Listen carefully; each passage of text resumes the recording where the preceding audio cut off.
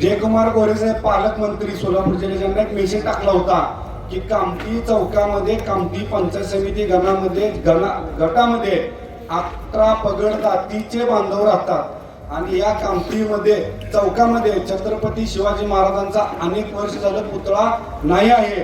तरी जयकुमार भाऊंनी तात्काळ माझ्या मेसेजला रिप्लाय देऊन कामठी चौकामध्ये 50 लाख रुपयाचा भव्य दिवस छत्रपती शिवाजी महाराजांचा पुतळा देण्याचं आश्वासन दिलेलं आहे.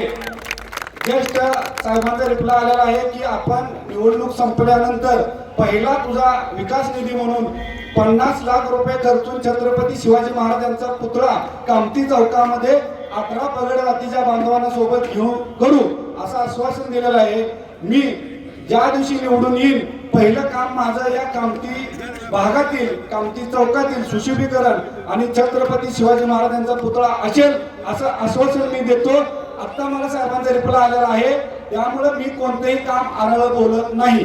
जे मला नेते आश्वासन देतात तेच मी आश्वासन बोलतोय.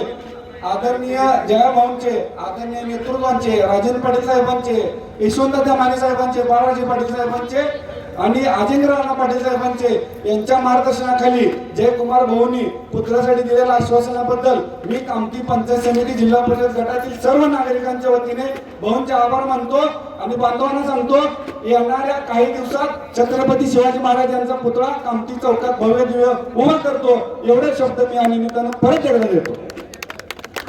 आणि म्हणून माझी आपला विनंती आहे की खताळताईला आपण निवडून द्यायचं आहे, तर त्याबरोबर आमच्या कोमलताईला आपल्याला निवडून द्यायचं आहे. काय मंडळी इथं संभ्रम निर्माण करत असतील, काय मंडळी संभ्रम निर्माण करत असतील, परंतु मी आपल्याला सांगन की मी राजकारणापेक्षा सत्तेपेक्षा निष्ठेला महत्व देणारा माणूस आहे.